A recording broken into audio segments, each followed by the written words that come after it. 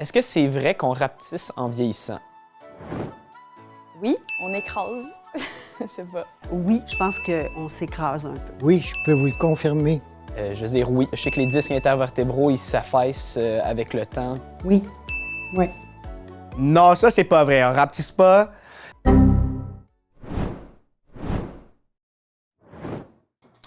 Alors, plusieurs personnes nous demandent s'il y a des changements de posture avec l'âge. Est-ce que c'est normal? Voilà. Est-ce qu'on peut s'attendre à ça? Alors, en effet, on peut s'attendre à être plus voûté avec l'âge. Okay? À partir d'environ 30 ans, des changements graduels vont se produire autant chez les hommes que chez les femmes. En moyenne, une personne perdra environ 1,5 pouce de taille tous les 10 ans à partir de la taille maximale qu'ils ont atteint. Alors moi, qui ai 44 ans, probablement que j'ai perdu un demi-pouce depuis mes belles années de la trentaine. La perte de taille devient plus prononcée cependant après 70 ans et ça fait partie du vieillissement normal. Mais pourquoi notre posture change-t-elle avec l'âge? Il est important de savoir que nos os, nos muscles, nos articulations font tous partie du système musculo-squelettique qui définit notre posture. Un des éléments importants, c'est la colonne vertébrale. Et donc, la colonne vertébrale, elle est constituée d'os qui sont colorés ici. Ils ne sont pas colorés chez nous. Ils ont une couleur un peu plus neutre pour les rendre plus apparents ici dans notre modèle. Il va y avoir ces os qu'on appelle les vertèbres et des espaces entre les os qu'on appelle les disques qui sont ici un peu translucides, okay? Qui sont des espèces de cartilage, on pourrait dire un genre de caoutchouc finalement, qui va adapter les mouvements des vertèbres. Okay? Et en plus de ces structures-là, il va y avoir par-dessus ça plein de ligaments et de muscles qui sont des structures qui vont aider à maintenir la posture. L'âge va avoir un effet prononcé sur tous ces éléments-là, sur les os, sur les cartilages, sur les ligaments, sur les muscles. Et c'est ce qui va faire qu'on va avoir tendance à se courber vers l'avant avec le temps. Ça entraîne une posture de plus en plus voûtée.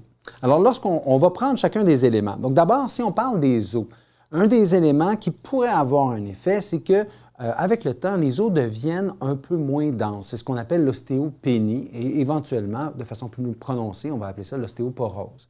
Ce sont des termes médicaux là, qui signifient une perte de densité. Okay? Puis, il va y avoir, à cause de ça, une perte de calcium dans les os. Et éventuellement, il peut y avoir des changements au niveau des os, ce qui va amener potentiellement un changement de posture. Ces phénomènes-là de perte de densité arrivent chez la femme après la ménopause et chez l'homme, vers l'âge de 65 ans, ça commence à se produire.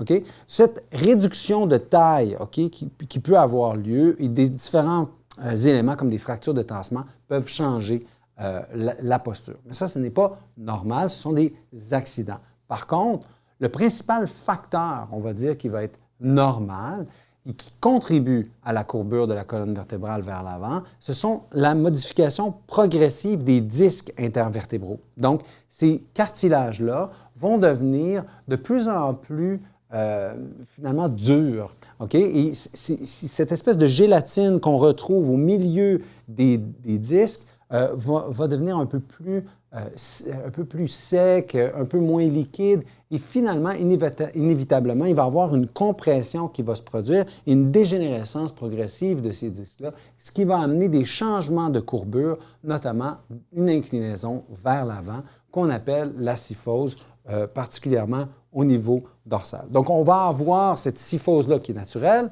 mais avec le temps, elle va être plus prononcée. Okay? Et donc, c'est une partie normale du vieillissement que d'avoir une usure. Hein? C'est l'effet de la gravité, finalement, sur notre système musculo-squelettique.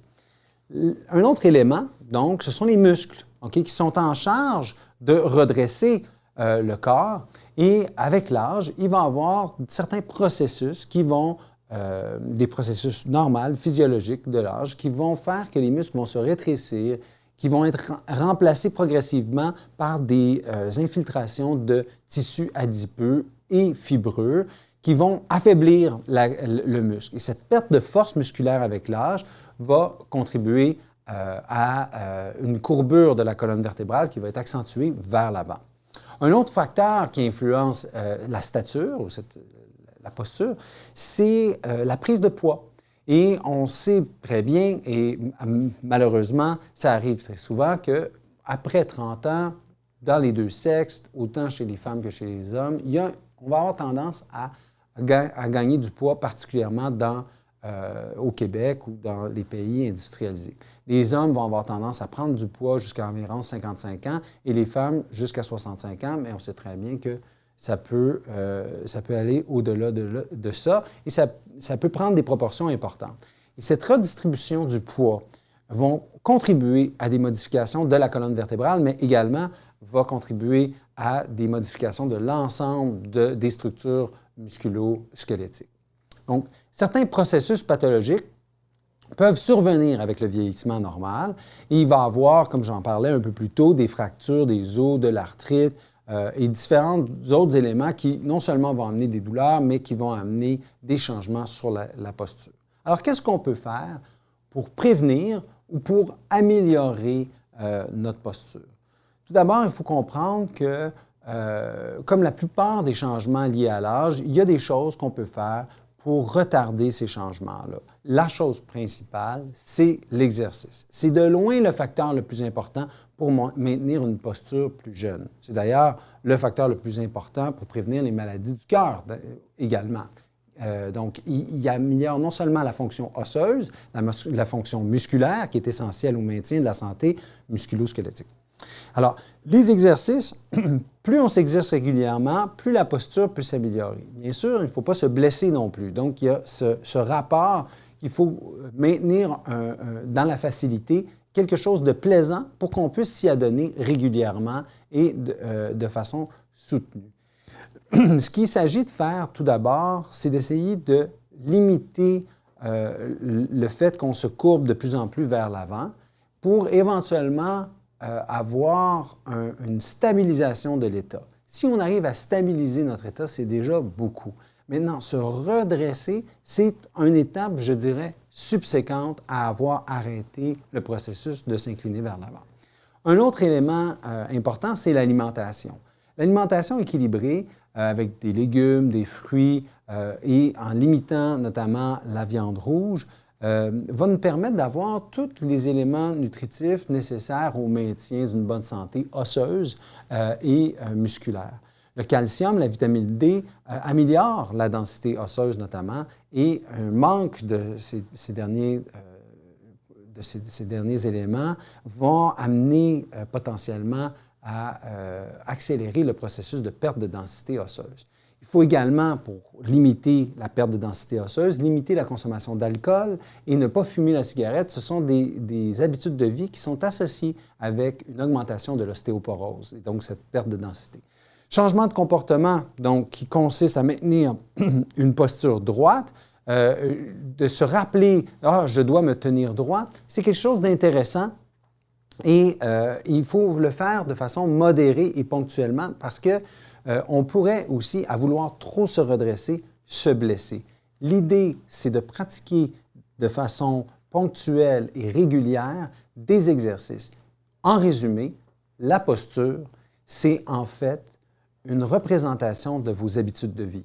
Si vous êtes quelqu'un qui a une habitude de vie où est-ce que vous êtes toujours assis devant la télévision, vous allez avoir la posture de quelqu'un qui est assis devant l'ordinateur, tout ça. Et si vous êtes quelqu'un qui va faire plus d'activité physique, ça va se refléter également sur votre posture. Grosso modo, il faut continuer de bouger toute la vie.